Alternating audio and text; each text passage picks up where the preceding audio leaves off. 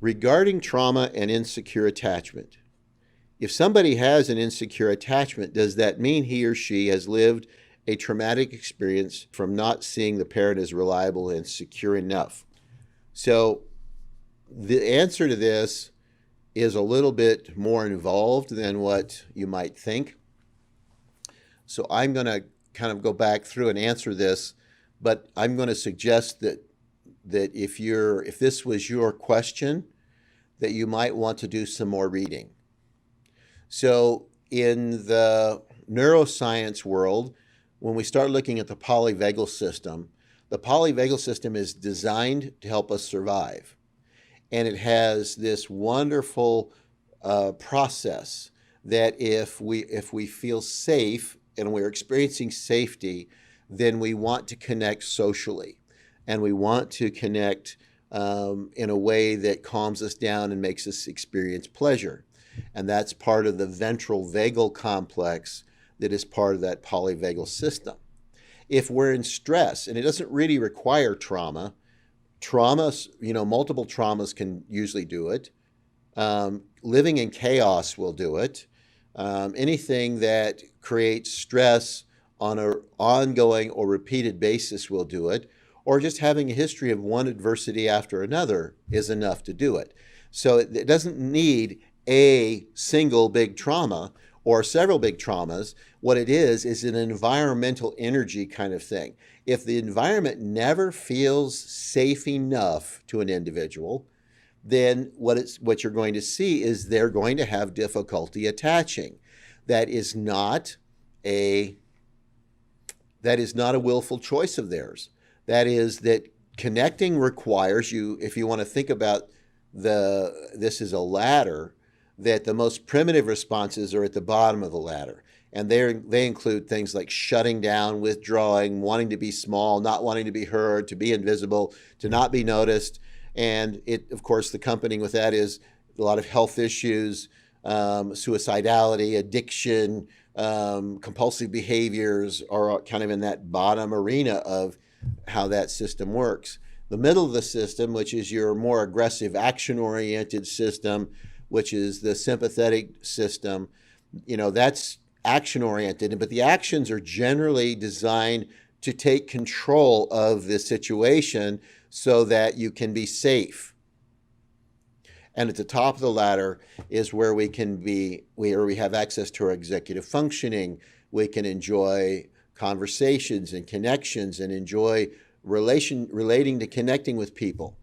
If I grow up in an environment, I may never have a big single trauma, but if the environment is constantly stressful enough to keep me in the middle or lower part of my nervous system, so I have very few times I'm at the top of it where I can do that safe connecting, then I'm going to have difficulty connecting with people.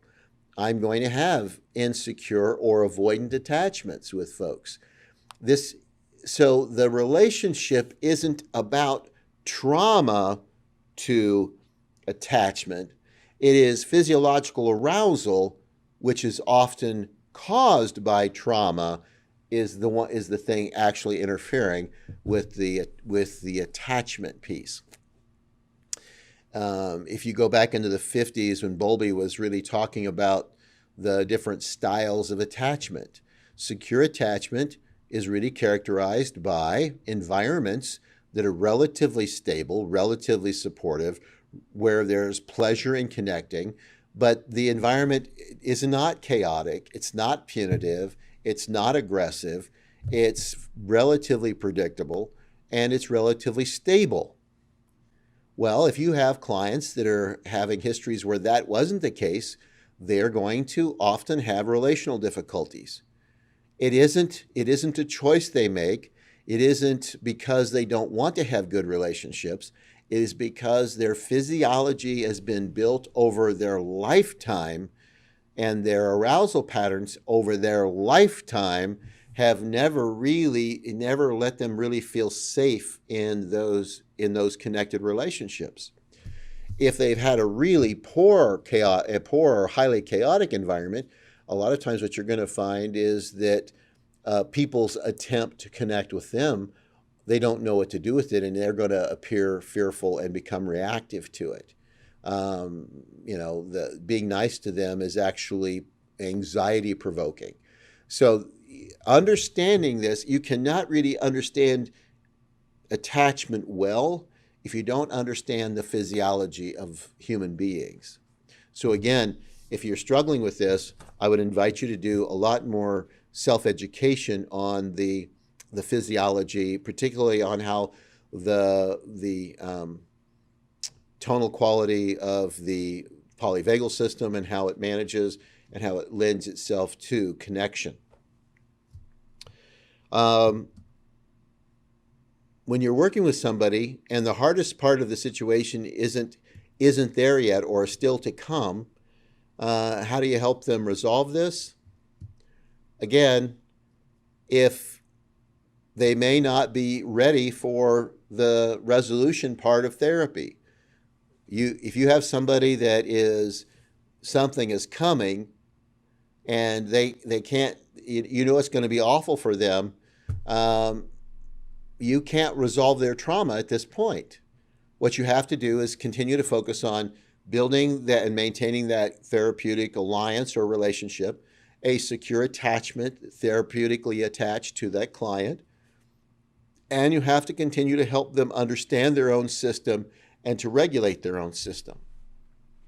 They may not be ready to actually move into resolution for some time, particularly if the danger is not over or if the danger is going to increase. This is really, I had somebody that was working with families that a family member had been convicted of a capital crime and were going to be executed for it. And how do you resolve this when the worst part of this may be in the future? And she was as she was working with these folks, she was trying to get them to get through this trauma, get through this thing, and move past it. Well, that you can't.